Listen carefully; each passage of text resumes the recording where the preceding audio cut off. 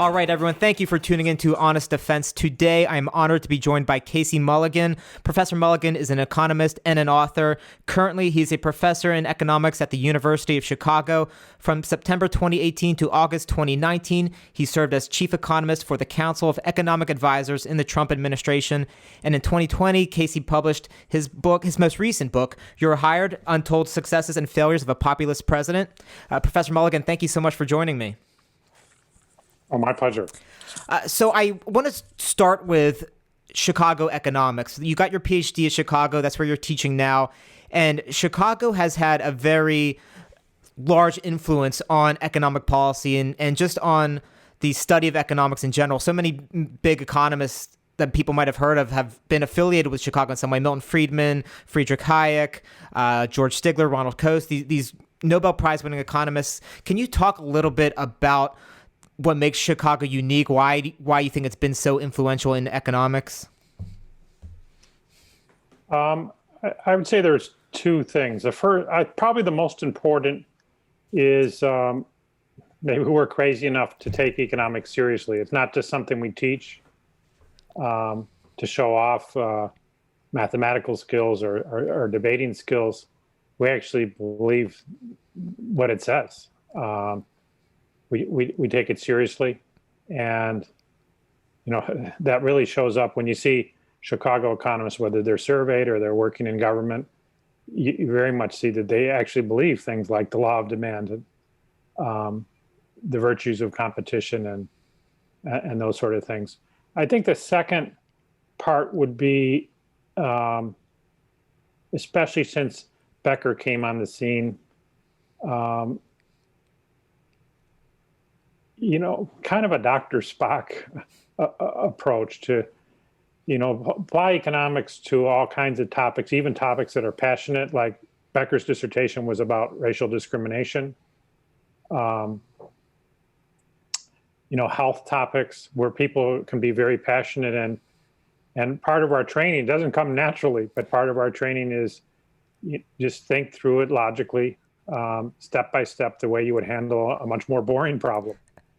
And that's really a mark of a Chicago economist as well. How do you respond to, there's critiques about the Chicago school that the neoclassical model and the idea of efficient markets, ideas that sort of have stemmed from the Chicago school, that they've been proven to just not be true in the real world. How do you respond to that kind of criticism? Well, I would think the Chicago economists are, in fact, the experts on the inefficiencies. I mean, the efficient market and some of these other, you maybe say neoclassical or certain types of rational choice, they're a benchmark to start thinking from.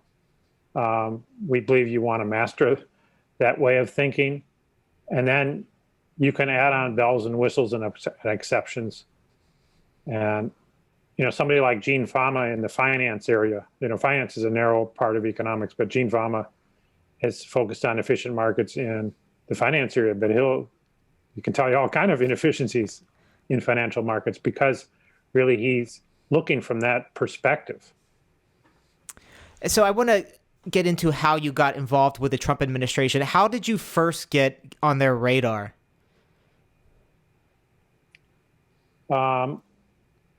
I was not part of the campaign. I've never been part of a campaign. And that's part of it really with any president, any of these politicians. Their job is to get elected. And if you help them get elected, you're appreciated. Right. And I didn't help anybody get elected. So that kind of kept me off the radar. There were one or two people from Chicago maybe who did help with that a little bit.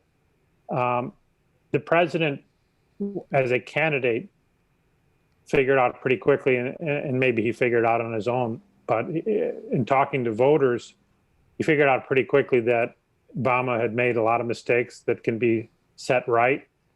And I had published two books about the two major Obama policies, Obamacare and the Recovery Act, and how they didn't deliver what was promised, kind of an economic way of analyzing them. So I would think that when they wanted to undo Obama's mistakes, that they were thinking, well, to have an expert on Obama's mistakes in-house might be useful. And I think it did prove to be useful, although I ended up looking at a number of Obama mistakes that I hadn't studied before. But that certainly got my leg in the door. So you were the chief economist for the Council of Economic Advisors. Can you explain what the Council of Economic Advisors is and what your role there was?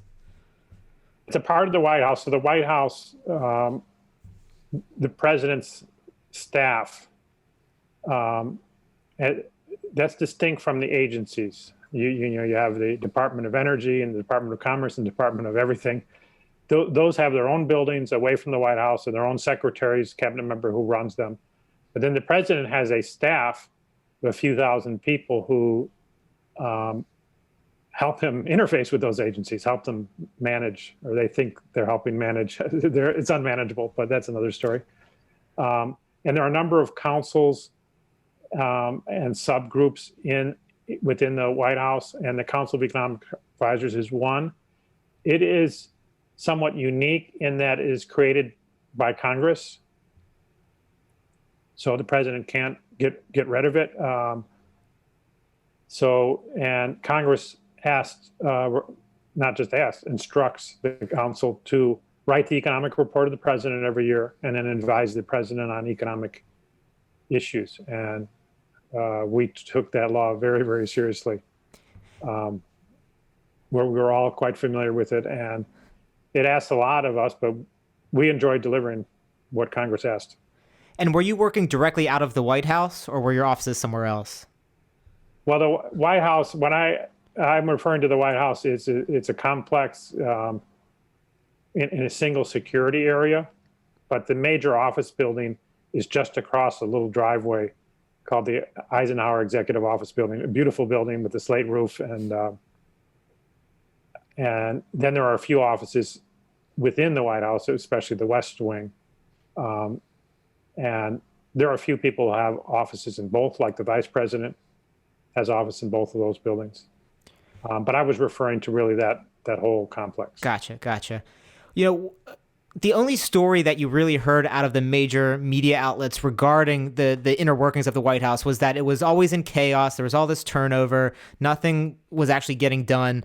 What was your experience as far as that goes? How did it actually function working in the Eisenhower office, working with the White House?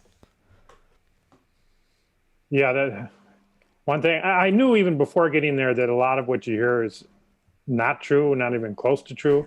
I was quite nervous, knowing what I heard wasn't true, but that doesn't tell you what is true. Right. I learned that there was a bunch of people who arrived at the White House with the same fears.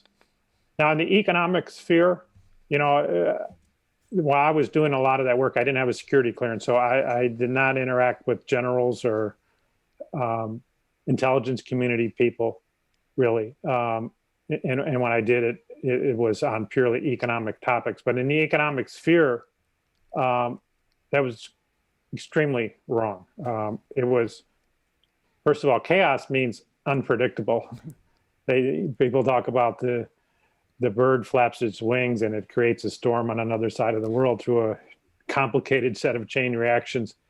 Life was not complicated. I actually arrived with a plan for how I would spend the year and trying to contribute to what the president was trying to do. I didn't expect to follow through on that plan. I mean, even in academic life, things change. But it turns out we followed the plan exactly. And I finished the last item on the list, I think 6 or 7 hours before the end of my last day. Wow. So it was very predictable. It's opposite of chaos. People stabbing each other in the back, that's another thing I read about and I was fearful of. But I made very good friends working there. I very much enjoyed working with all kind of people.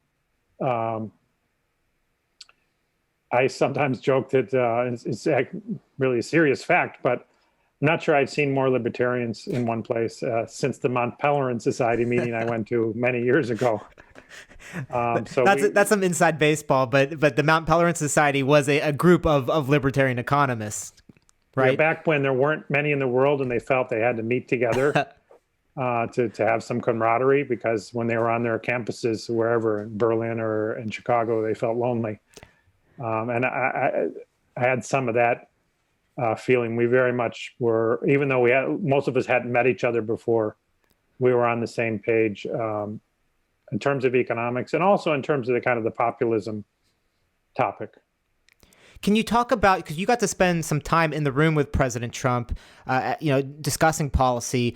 What was your first impression of him? How did you first meet him, and what was that initial impression that you got?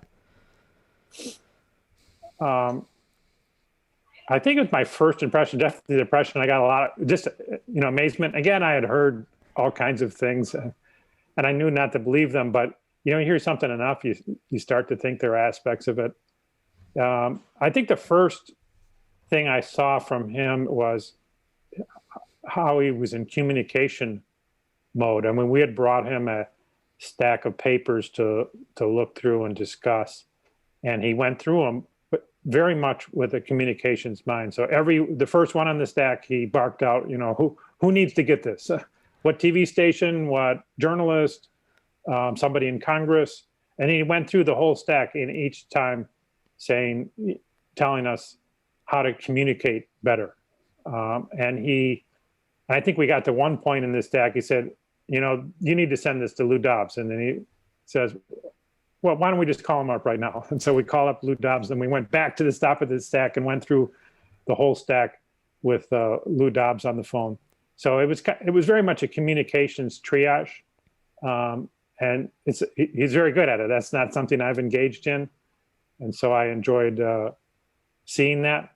Now, at the same time, he very much understood what we were giving him. And I so many times I gave him information and numbers, and he would repeat it to the public better than I can say it. He communicated it very well, sometimes exaggerating a little deliberately.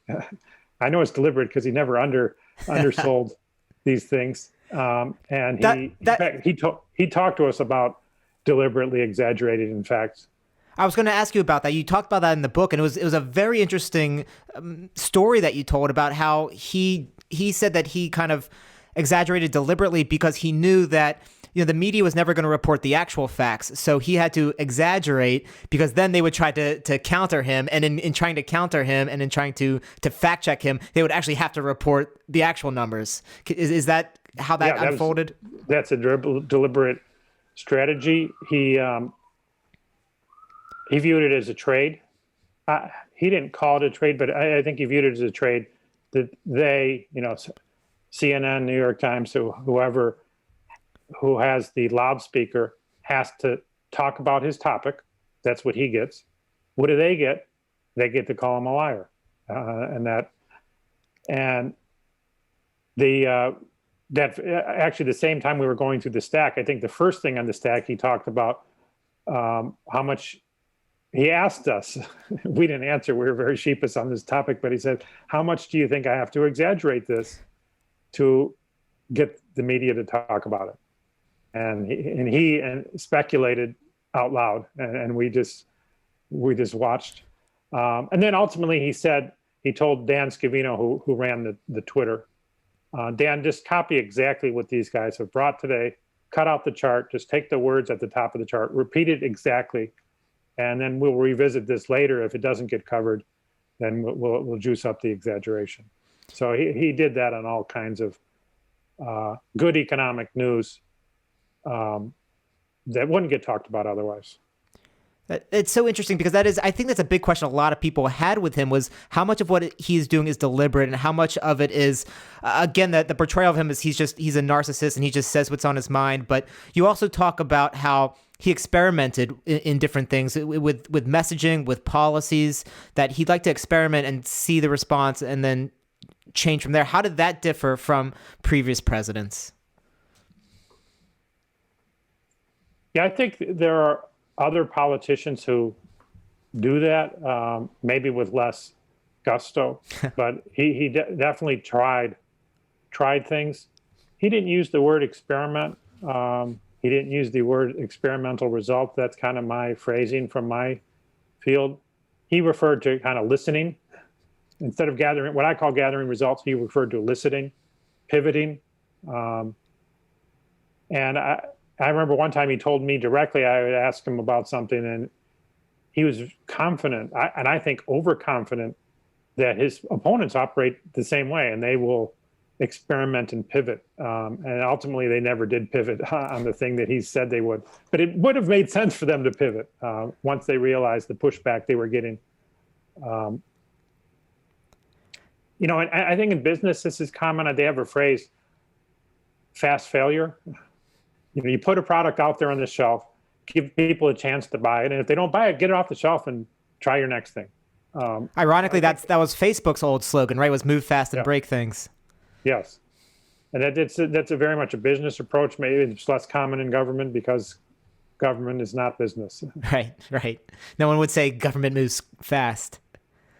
How interested was he in the actual policy when you guys would present him with your studies? Was he interested in actually learning what you were studying and why you came to the conclusions you came to?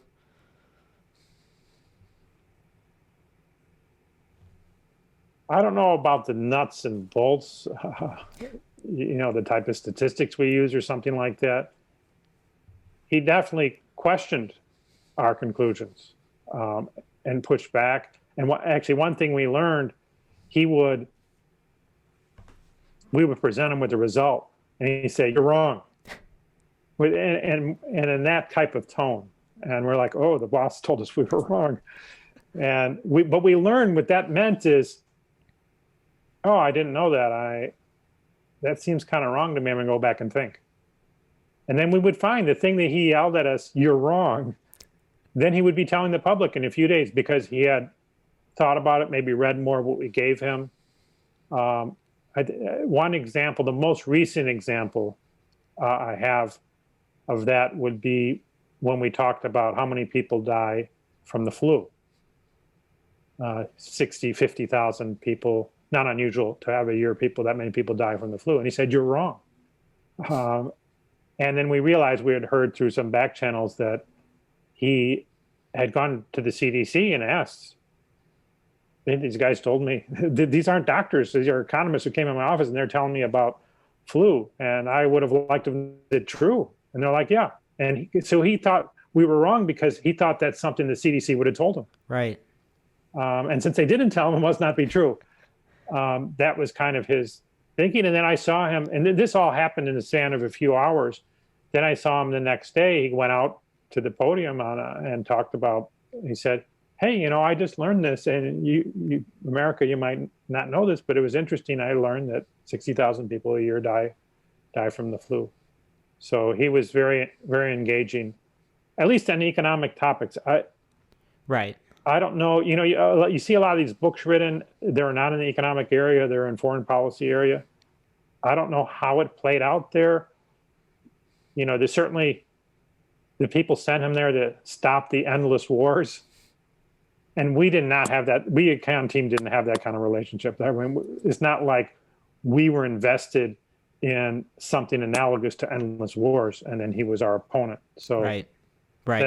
I would think, I'm theorizing here because, again, I didn't have security clearance, that's the economic sphere, which is not a trivial sphere, is something distinct from some of the other areas that President works on. But you saw that he was, because again, it's all we have to go off of is some of these reports. So it's interesting to hear about someone who's there with him that, the reports were always that, oh, he's not interested in reading anything, that, he gets all of his facts from a note card that someone gives him once a week. But you're saying that he was actually interested in at least better understanding some of the policy, that he would read, he would delve into some of these conclusions that you were giving him. There's no doubt that he did independent study on those occasions when he said, "You're wrong." Oh, that's interesting. Was there anything about the actual functioning of government that surprised you, that you weren't expecting, that something functioned differently than what you maybe had been studying? You spent your whole time in academia, your whole career in academia, sort of studying public economics and the functioning of government. Was there something once you got there that you just completely weren't expecting? I mean, the number one lesson I learned in any category was the value of the elected officials. So many times in my career, I've sat on my couch watching an elected official make a mockery of some economic idea. I'm like, boy, you would flunk my test. Flunk it with with an F minus, And then when I work with them, I realize, yeah, they're not passing the economic test is not the thing that they do, but they're actually accountable. Unlike any professor or any bureaucrat, they don't have to answer to the people. So we can go off on our theories and be oblivious to what's important with no personal penalty whatsoever. And the elected officials don't have that luxury. So I was humbled by that and realized, I really want to have an elected official at the table, somebody who is accountable. And certainly the electorate wants an electorate official at the table. Now, this is before all COVID came. I mean, it's even more obvious now with COVID, even though you have a significant part of our country who said, hey, elected officials, shut up and just listen to the bureaucrats. Right. But those bureaucrats still are not accountable. And we can see the results, what happens when they're not accountable. They slow walk vaccines and tests and send people to nursing homes when it's a deadly maneuver. There's all kinds of things that they do. And the only corrective measure we have is for an elected official who's not a scientist, probably a lawyer, and to step in and say, no, the people don't want that. But, we saw with COVID, we saw even elected officials were going out to restaurants and still telling people to stay home, and they were going on vacations and telling people not to leave home. So how do you fix it when it's that systemic, that it's the people who are supposed to be the most accountable aren't accountable? How do you fix that? Well, let's see how it plays out in California. Yeah. The governor could be pulled by the people. That's true. Yeah, we're in the middle of an attempted recall, at least at this point. I mean, the point of democracy, it is a competitive situation. Not at a point in time you only get to have one president or one congressman from your district at a time. But with time, you can replace him or her. And so we'll see how that plays out. Information, so the sort of thing that you do is very important. I mean, information is important. It's not an accident that politicians all over the world and all throughout history have tried to control information, because that's part of the accountability process. And they're not going to be as accountable if they're allowed to control what we say and what we hear. You write in the book that Trump was a lot like Reagan in that they were both entertainers, and you're saying how his rhetoric might not reflect actual policy. And I would think most people's intuition reading that would be, well, I don't like that. I want to know that what the president's saying is what he's actually going to try to implement. And people can't bounce back and forth between what he's saying and actual policy. I don't have the time to review all of the policy. I want to hear what he's saying and to know that that's going to be what he's actually working on. But the way you phrased it, at least, it didn't sound like it was a negative thing that you were saying. Can you elaborate on that? Well, I mean, there's two elements. One, do you know what they're doing? And there you need to press. And it's part of what we try to do in CEA. It's not specifically instructed to us by Congress, but it's in the spirit that we try to. That's the economic report. The president is really explaining what the government is doing. But ultimately, you're going to want to have an independent press doing that. Now, there's a lot of it is marketing. So Coke and Pepsi, I mean, fundamentally, chemically, how different are they? Right? But the marketing is very different. And I mean, that's part of life. It's not specific to the government. I think it adds value in the end of the day. Remember, the politicians got to get elected. You got to get people off the couch and go vote, right? And a little bit like Coke's problem, that they like it when people are invested in that brand, and right, and that's part of that's part of life. I mean, I don't want the people, certainly in my party, to be sitting on the couch. So some branding, I think, is appreciated. But as an intelligent person, you need to understand the difference between branding and substance. And then that's when I get a little frustrated when my fellow people in academia, professors who are supposed to know the difference between branding and substance, have trouble seeing it. That's, I guess, how amazing the brand is. Well, and I think that's probably what I think that's why Trump's campaign caught so many people off guard, even in the Republican Party, because they wanted a down the line ideological conservative, because that's who they'd been presenting for the last several decades. And Trump came in with this big marketing campaign, really, and he was talking about subjects that were outside of the conservative party line, but people responded to it, and that's why he was able to break through that standard kind of prism. Well, there's a lot of substance there too. I mean, he was talking about substantial issues like what I have behind me here on the opioid epidemic. I definitely want to ask about that. It was ignored by both parties, and he wasn't about to ignore that, and all kinds of other things, related to China and government regulations of various kinds, the endless wars. There's a lot of substance there. Let's talk about the opioid epidemic, because I grew up in southwestern Pennsylvania. I saw it, at least the early stages of it, when I was growing up, especially in high school. And so you write about that in your book, that was something that you guys really wanted to focus on. And you talk about the Obama administration's failures to even discuss it, that they were more interested in working on policies in other countries while ignoring the opioid crisis. Could you talk a little bit about that? Like, what were the failures of the Obama administration, and how did you guys go about trying to correct that? Yeah, I mean, it could also go back to Bush as well. But the graph I have behind me is word count of the Federal Register, which is really the kind of the daily newspaper for the government, all the agencies, things they have to say, executive orders by the president, they go in there. And it's a massive thing. And I did a word count of opioids versus climate change. And during the Obama years, you just saw climate change was of much more interest. And then when Trump came in, you could see the words in the Federal Register became much more equal. They're both issues that each one interests a lot of people, but one was just getting ignored. And, why was it getting ignored? The opioid epidemic doesn't tend to be the thing that happens among the Ivy Leaguers with successful careers. It's been a war and flyover country. And that's not something that either Republicans or Democrats were catering to. And so they didn't really hear. I mean, Trump is from Manhattan, so he's not like he lives there either, but he viewed it as his niche to actually go out and listen and let them know that he's listening. And just so people know what we're talking about, when you say the Federal Register, correct me if I'm wrong, that's the list of all of the laws that the federal government has passed that year, correct?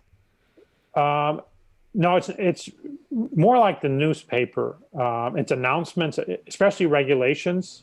So there's many more regulations than laws. Anytime Congress makes a law and the president signs it, the executive agencies have to decide, how do we implement this? What are those? Congress wrote a sentence about something. What does it mean? And it's doing that on a daily basis, and that's where the Federal Register is mostly that type of thing. What would you? And so in the Obama administration, and also the Bush administration, they just weren't aware, and their policies were contributing to this. They were subsidizing opioid purchases, so people bought more. This shouldn't be a surprise, but there was no awareness that this was what is happening. There's still not awareness to this day that some of these subsidies are in Obamacare, and even Republicans didn't talk about repealing. I'm not sure they're aware. Which is, that was kind of disappointing. Taking the log out of your own eyes ought to be the easiest thing, but apparently there's not a lot of interest in government to do that. You talk a lot about the fact that the Obama administration just failed to recognize that incentives matter. Like you said, that when you subsidize something, again, you wrote about this a few times in the book, that when you subsidize something, you get more of it. When you pour money into something, you're going to get more of it. Was it as simple as just a lack of basic economic understanding from the Obama administration, or why do you think that they put in these policies? Well, it's also career people. Now, the career people overwhelmingly voted for Mrs. Clinton and not for Trump and donated. And so maybe I'm splitting hairs when I say career people versus Obama administration. But it's one of those things, if not understanding something promotes your own interest, then maybe you won't understand it. So there was a real denial of incentives across the board, and all the agencies do that. Even when President Trump came in and he said, we need to look at this opioid epidemic and what the federal government can do. And one thing, and they had an independent commission, Chris Christie led it, and they identified at least one thing the government was doing to contribute, which was subsidizing doctors' prescribing. Doctors would get paid less if they got a bad review on the pain management part of the survey when people left the hospital. This was true until just about a year and a half ago. Wow. And doctors quickly realized, if we want to get the best score, we make sure our patient goes home with plenty of pain pills. And then they'll get a good grade on pain management. And they learned this, and this started 20 years ago and it ended only a year ago. And when they ended it, Chris Christie's commission and then the president said, CMS, you got to stop doing this. And they fought back and they denied that. They became lawyers real quickly and say, well, there's no legal connection between that program and doctors prescribing. We never told them to prescribe. And they just completely lose sight of incentives, that when you subsidize something, you get more of it. And so that was Trump's people. I mean, it was Seema Verma's signature is on that rule, and that is totally making an excuse for itself. And the other part of it is, agencies, naturally, the ones that survive are the ones that are good at protecting their survival. So, it's an agency there. I'm sure they were built to deny their own mistakes. When you were working on these policies, did you get a lot of pushback from the deep state? I mean, did you have a lot of interaction with these agencies and with these career people who didn't like the fact that you were going after some of these golden ponies? Oh yeah. In the case of the opioid analysis, it wasn't even, that deep. One of the things that we pointed to, separate from what Chris Christie Commission did, we pointed to the creation of Medicare Part D, which is Medicare's health insurance for the elderly, which has been around my entire lifetime and then some. But only quite recently did Medicare provide prescription drug insurance. That's more recent, and really leading the creation of that program during the Bush administration was Secretary Azar, who became Trump's secretary. He was assistant secretary and general counsel for Bush. And there's a lot to be proud of. I mean, that Medicare Part D is impressive in a number of ways, so he has something to be proud of, but he was extremely defensive, and he did not want us to publicize or to tell the president that program that he created might have contributed to so many opioid prescriptions being out there. And he had, of course, people under him who also didn't want that out there. And so we got a lot of resistance. And in fact, there were many times when we thought we would never be able to say this until we no longer worked for the government. But eventually Kellyanne Conway and others supported us putting that in our publications and telling the president about it. So we were able to do that. It always brings me back to the same question, which is how do you fix a system like that long term? Because as you said, 95, I forget the exact numbers, but I think it was 95% of federal employees who donated in the 2016 election donated to Democrats. And so when Donald Trump comes in and he says he's going to drain the swamp, it's him and it seems like a small group of people versus the entire federal system. How much long-term impact do you think he and you and people like you had in draining the swamp? And if there is no long-term impact, what can be done differently to make that impact last?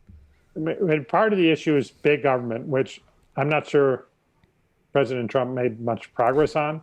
I mean, on the regulation side, he did make government smaller, I think, if you measure it in regulation. So there's some progress there. On the budget side, he didn't. And so big government is the source of the problem. And when the trough is filled with feed, there's going to be a lot of pigs at it. I mean, I think that's a fundamental force there. Now, what he did bring to the table was engaging the people from the flyover country. And I think that is going to be a lasting contribution. Even if he never runs again or Ivanka never runs again, I think there are people who also want to win elections who are going to say, hey, that's an idea, I can take it. There aren't copyrights on political ideas, you know. In fact, Trump was always very aware of this, and he was actually very good at coming up with the ideas that are, number one, good, and number two, that his opponents won't want to imitate. That's a tough thing, but he was very good at it. And think of, kids ought to be in school. There's an example of an idea that is both good and his Democrat opponents did not want to repeat. But that's the sort of thing. His approach has merits and demerits, and there's going to be an entrepreneur who come after him. I like to say, like the iPhone came after the BlackBerry. The BlackBerry was awesome. I couldn't imagine how you'd improve on it. But Steve Jobs did. And there'll be somebody who improves on Trump's populism. You talk about how Trump had this two-question policy when it came to reviewing regulations. Can you talk a little bit about what that two-question policy was and how that impacted how you guys looked at regulations? Yeah, actually, that was international aid. Oh, that's right. So the routine is, there are over 100 countries in this world, and a number of their leaders at some point during the 4 or 8 years will come and visit the president. And so, contrary to myth, when a leader came to visit, or the president wanted to visit that leader, the president prepared. And his preparation always began with two questions. Question number one, how much money are we giving them? It's a good question to ask because we give money to just about every country in this world. And the second question was, what are we getting for it? That second question, at first they were a little bit unprepared for. Now remember, there's over 100 countries in the world, so this was done dozens and dozens of times. Eventually they got the hang of it. And I remember one time, I named the country in the book, but I'm not remembering. It's an African country, did the two questions. And so when he asked, what are we getting for it? They said, oh, well, they're fighting AIDS. And so then he had the third question, how they doing? And the State Department wasn't quite ready. I remember there was a scramble to get some time series on AIDS prevalence. But it's taken for granted that these countries will continue to get the money. And actually, Trump did not cut really any of this stuff. I think his first budget or maybe his second budget proposed cutting some of these things where we're giving to countries and we weren't really getting anything for it. But the swamp pushed back, and I think that ended up being removed from the budget. Have you gotten any negative reaction from your colleagues or students for working for the administration? Because I've read stories about how people who are leaving the administration or who have left the administration now are having trouble even finding jobs because it's considered kind of toxic in academia and even in the corporate world to have been a part of the administration. Have you felt any of that? A little bit here and there. I went into this understanding and therefore preparing. So it's a little bit like analyzing an NBA basketball game, the guy played hard. Well, but he knew who his opponent was going to be, right? So I knew this is a force out there. And I was prepared when I came out to deal with that. And one approach I've taken is like, hey, you angels who did my job for Obama, where were you on opioids? Where were you on excessive regulation? Where were you on homelessness? Where were you on speedy vaccines? Where were you on pandemics? These are all things I was working on when I was working for the devil. Right.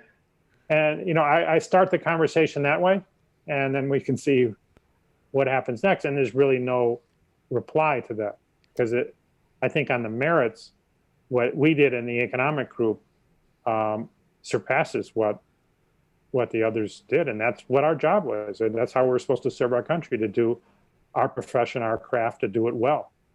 And you even write about how some academics so wanted to see the administration fail that they would counter something that they had published with something new just because they didn't want to disagree. They would their studies wouldn't agree with each other just because they realized, oh, the Trump administration is using one of my older studies to forward some point, so now I have to put forward another study that negates what I said before. It was that. Can you give an example of that? They didn't really have a new study. They would just disown their existing study. So, I mean, when I took college economics, one of my professors in a couple classes was Larry Summers, and he taught me the basics that I think they teach at all colleges about the deadweight cost of taxes, that the amount of revenue the Treasury gets is less than the cost to the taxpayers because they take actions to avoid paying even more. And so they not only have money out of their pockets, but their life is conducted differently to avoid pain. This is a standard thing. And so when we looked at the corporate tax, we said the corporate tax is costing, businesses and workers and industries more revenue than the Treasury's getting from it. And he came out and said we were dishonest, to say, how could you say that more than 100% of the cost of the tax falls on the businesses and the workers? How could you say that? That's impossible. But of course, it's not only possible, that is the way it is. And he taught it to me, but he backed off of that. And then he came out with another column saying, oh yeah, that's what I had in my class, but the world's more complicated. It's true the world is more complicated, but it actually only emphasizes the conclusion, even puts a exclamation point on the conclusion. The more complicated world, it's even more true that businesses and workers suffer more from taxes than the Treasury receives. Well, so we learned from that. And then what we would do before we use somebody's study or somebody's class in public, we would call them up privately and say, oh, you wrote this piece and you concluded this. You still agree with that? Do you agree even with the arithmetic? We had another person who just disagreed on the arithmetic in his paper. Forget about the other parts. And then we didn't have the problem anymore. Once we got them on the phone and have them confirm their study, then I think they knew that if they were to back off their study, we would say, hey, we called them just a month ago, and they believed in the study a month ago, and now they don't. So they couldn't even back up what they were doing. Once the second they were challenged, they realized that they were being disingenuous, is what you're saying. Well, no, I would approach it in more of a friendly way. I'd Okay. say, I'm interested in your study. You found this. Do you agree with that? And yeah, and I'd push them a little bit. And we stand by that conclusion. I say, okay, thank you. Right.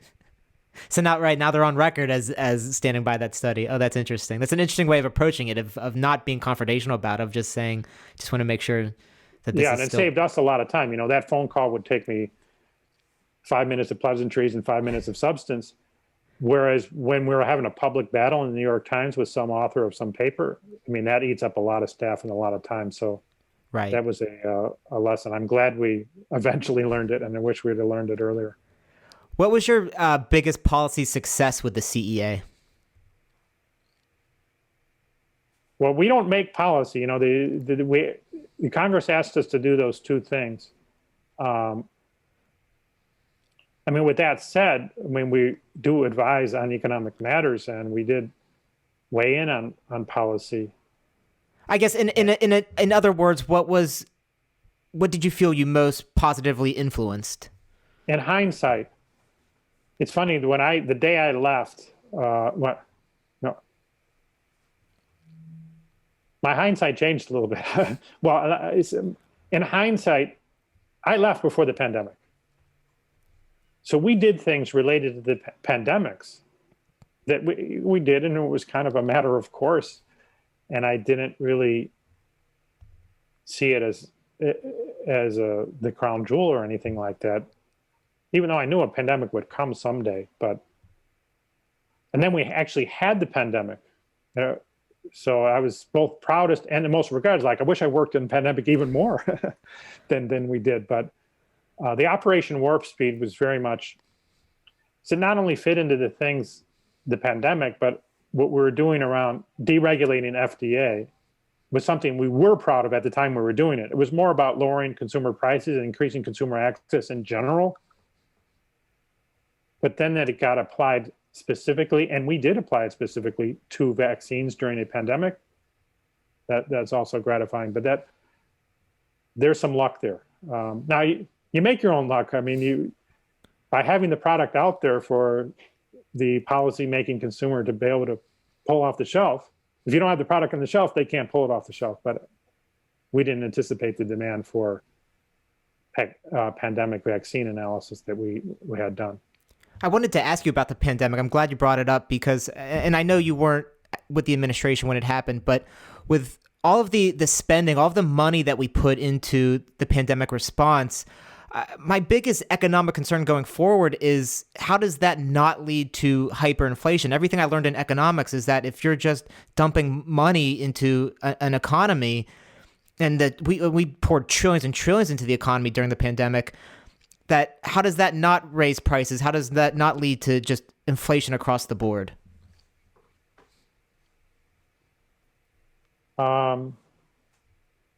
Does that concern you? Yeah, I'd say I'm concerned, but I've always been cautious in that area. I mean, inflation is a lot of our approach to economics just ignores inflation. I mean, we talk about kind of the fundamentals, people's health, people's work, and what the value of a dollar is kind of a side issue. So we don't give a lot of thought to it. Many of us don't. And then when we do, I mean, we haven't been that successful in terms of predicting what's going to happen to the value of a dollar. So I know there are some economists who have said in the past that hyperinflation was coming, or lots of inflation was coming, and they were wrong. And they may be wrong this time, they may be right. It's not something that we've put a lot of effort into. Now, we do have elements of inflation. One place you can see clearly is in the stock market. But there are all kinds of goods and services that are very expensive right now. Certain types of travel. I mean, you want to have your own private jet. You want to have your own medical staff. And that's not recorded in the CPI because nobody's buying those things. But there are some things that are very, very expensive right now. And so you would say there's been, I don't know if you want to call it inflation, but a much higher price level for many things. Now, Netflix still costs the same, and other things cost the same. And then you see this in financial markets where you do see the items traded, and there are a number, bond prices are high, stock prices are high. So you could call that an element of inflation or a high price level.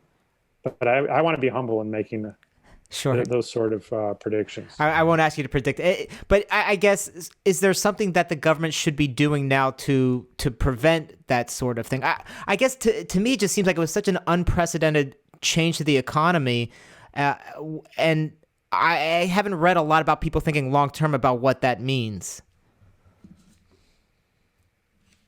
Well, putting inflation aside, the long-term effects of the pandemic is something we are trained to think about, and we can do that. I mean, we've seen, I think the analogy of a war works pretty well, especially for the United States, where the wars weren't fought on our soil, so our buildings weren't torn down and our roads weren't torn up. We've seen wars before, and we build up a lot of debt during wars. And,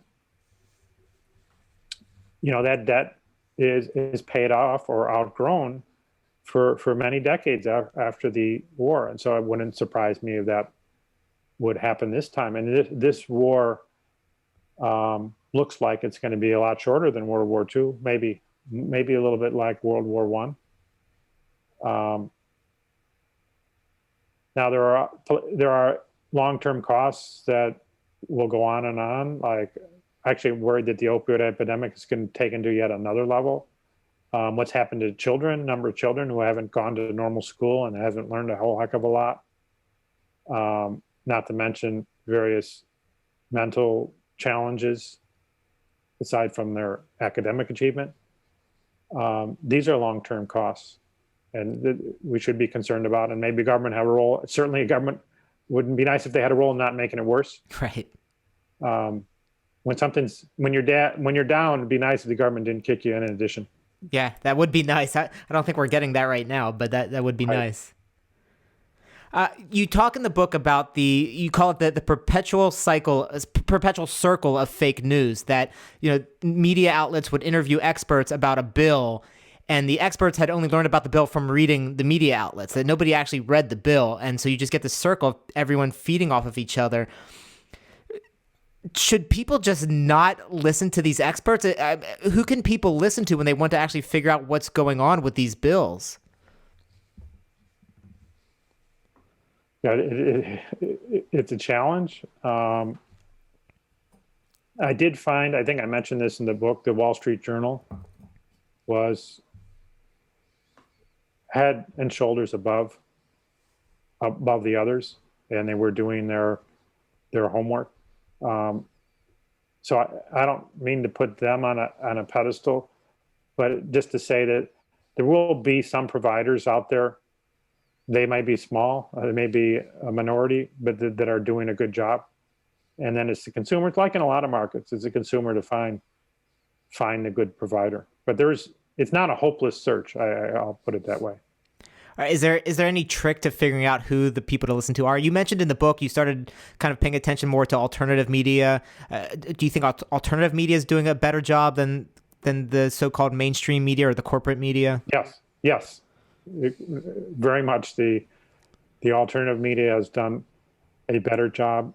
I very much enjoy listening to Glenn Greenwald, or I might not agree with many things at all, but he's in the competitive position that he's in. He has to offer real substance in a way that the incumbents don't, and so he's got a good product. And there are lots of alternative media out there that competition is forcing them to treat the customer a little better. So you mentioned that you had really checked off everything you wanted to accomplish with the CEA. Was there something that you wish you had been able to influence more? Well, one thing I really regretted is, again, with respect to the pandemic, we did a paper on the pandemic. I also put together a piece for the president about how if some kind of disaster or something happens, the federal government's probably going to make it worse by having massive unemployment benefits and growing the food stamp program and growing Medicaid. And so I kind of worked out the dynamics of, well, if we had a 5% shock, how it's going to turn into an 8% shock. And I really regretted, I should have done both those at the same thing. I should have, in the pandemic paper, I should have said how a pandemic will play out. We only focused on kind of the health cost. And health costs turned into an economic cost because people try to avoid getting sick. But we just kind of limited it to the costs that are only necessary. And we didn't also add in the kind of unnecessary costs that would come from the political system. And we were this close to being clairvoyant if we had just connected those two things together, which we, so I had that as a regret. I mean, I guess the lesson I take away is, stick to the economics, push it to the final, into the end zone. Don't stop in the red zone. Go to the end zone. I've had that actually with the opioid epidemic. Early in my career, about 20 years ago, Phillipson and I had worked on, that's when Medicare Part D was being created. And we said, one reason why the regular Medicare works is because you can't resell your doctor visit. You can't resell your heart surgery to somebody else. But pills are different. Pills can be resold. And we thought about writing a paper saying, Medicare Part D might not work out so good because there'll be old people who are selling their pills that they got from the government. And we thought, well, we're going to take a lot of harassment from our colleagues if we're saying that grandmas and grandpas are selling their pills. So we didn't write the paper. But if we had, we would have been out in front of what really did happen, which is there were a few grandmas and grandpas who sold an awful lot of opioid pills to people who died. So that's the lesson. You have your tools, finish the job. Right. Regardless of whether people think you ought to finish the job or would approve of what finishing the job has to say. And we've kind of touched on this idea, but I want to make sure we talk about it explicitly. You bring up in the book the Samaritan Dilemma and how that kind of affected the Obama administration and that led to some of these bad policies. Can you talk about what the Samaritan Dilemma is and how that does influence policy? Yeah, I mean, it refers to the idea when you subsidize something, you'll get more of it. So you have people who are in trouble, you want to help them so that being in trouble is less painful. And I'm not against that. But one of the consequences of that is you'll have more people in trouble. More people will take risks when they know the risks will be less painful because there's somebody there to help. That's the Samaritan's Dilemma. This showed up in a lot of ways. The most controversial way, I would say, is border control, southern border control. If we're going to give children special treatment who show up without adults, then you're going to have more children showing up at the border without adults. And this is something the Obama administration said, more or less in the words that I gave you. And the Washington Post defended them when they said it. There was a lot of people hating on that idea, okay? And then all of a sudden when Trump says it, of course he says it in a somewhat different brandy, but it's the same substance. Well, we can't give children at the border special treatment, otherwise we're going to have a humanitarian problem that we're fueling. When he said it, then the Washington Post was going to attack rather than defend.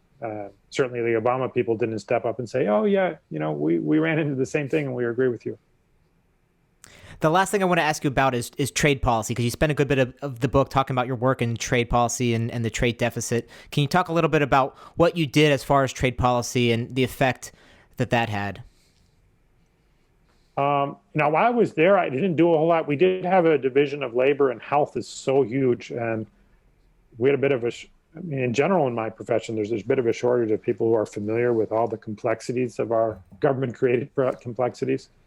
So Hassett really handled most of that. I did have my eyes opened on a few things that I hadn't realized. Of course, I'd heard about all the evil Trump tariffs and stuff. I hadn't realized that there are really some terrible tariffs that have been there my whole lifetime, but nobody ever talks about. One of those being the chicken tax, 25% tax on imported pickup trucks. There are no imported pickup trucks because of that. And most people in America, when they go buy a car, they're going to be paying through the nose because of that tariff. There's no competition coming from abroad and for the pickup truck consumer. And the other one being, it's even worse than a tariff, it's the total prohibition on imported shipping services along our coast. That's been around for almost 101 years now. These are way worse than any 10% tariffs on Chinese imports or whatever. And nobody's giving it any attention because there's some special interests who love those tariffs. And they really harm the consumer and they harm business. How concerned are you with the Biden administration now and what their economic team and what policies they might be implementing? Well, I mean, the flyover country people will not be heard. And that'll show up in a lot of ways. Like, did you see Biden's executive order on the opioid epidemic? No. No, I was going to say, I don't think so. No. There's not going to be one. Right. Climate, it'll go back to the picture I have behind us. Climate change is all they're going to talk about. Meanwhile, that's an emergency coming in decades, but we have an emergency right now here at home. It's going to be ignored. So those are the general types of things that I'm concerned about. Most regulation in Obama did that was damaging was non-environmental. Environmental got all the headlines. So we need to keep our eyes open for really the business sort of regulation that's getting done. Like in the Labor Department, that's not an environmental department, and it'll do a lot of damage. Now, he is very ambitious on environmental goals, so it's possible that unlike Obama, he will do a lot of create a lot of costs with environmental regulation. Certainly if he does what he promised, which is probably impossible, but he wants to, number one, have us all driving electric cars, so we're all plugging in our cars every night, demanding even more electricity. At the same time, he wants to get rid of 70% of the ways that we make that electricity. That's a near impossibility. So I guess the concern would be not that he does it, because it's probably impossible, but that how close would he get to that goal? I mean, getting close to an impossible goal could be very, very costly. And I had to ask you about this. One last question, because I want to make sure we cover this too, is the idea is that so many people think that regulation, that businesses hate regulation, big businesses hate regulation. That's how you control these big businesses from harming consumers. But in reality, and you write a little bit about this, in reality, a lot of these big businesses they're in on the regulation. They like it because it helps them block out competition. They're able to help write the regulation in a way that benefits them. Can you talk a little bit about how you saw that play out in actuality? Yeah, now this is something I knew in theory, but still I was kind of amazed to see it in practice that, yeah, I mean, we're an advanced country. I mean, all of our businesses our business people are going to do some pretty amazing things in their particular craft, just like you. There's a lot of people who don't know how to do what you do. And so if we were going to regulate you, how can we do it without asking you and ultimately giving you the pencil to write the rules? So, the special interests, the regulated are very much, especially big companies who, and in fact, I met Bill Gates in the hallway once in the West Wing. And he didn't say this directly to me, but he was saying one of the regrets he had is that in Microsoft that he did not have a Washington presence, Washington, D.C. He had a Washington state presence, but not a Washington, D.C. presence. And the younger generation, he says, they're smarter than me. The Facebooks and the Googles, they are plugged into Washington. And, Gates regretted, remember when he was attacked by the Justice Department, his company was attacked by the Justice Department. He regretted not having been more plugged in, and that's a mistake that his younger generation's not making. So yeah, the idea that we'll regulate and the little guy will be represented, that's really a fantasy. It doesn't fit the evidence, and it's not even clear what kind of theoretical world we live in where that would happen. Yeah, and it's something I saw firsthand too when I was in DC, that Google's offices would open themselves up. They would throw receptions and invite all of these movers and shakers in DC, and they're on board with all of it, with everything that's going on. But I always say the best thing people can do is to just educate themselves. I think your book's a great place to start. You're hired, Casey Mulligan. Is there any final words you want to say before we go? Any place I can direct people if they want to find out more other than get the book, which is available everywhere? I prefer going to local bookstores if you can, but it's also available Amazon, Barnes & Noble. Any parting words you have? I have a website so you can watch some videos, see some excerpts, yourhiredtrump.com. And so you can have some fun poking around there. And if you want to acquire the book, you can do that. It is fun read. People read it. I found that people are reading it quickly. It's fun. I mean, the president, I can't take much credit. The president, love him or hate him, he's an entertaining and unusual person.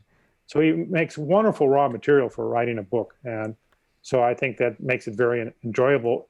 Also, the content is important, but you can have fun while you're engaging that content for sure.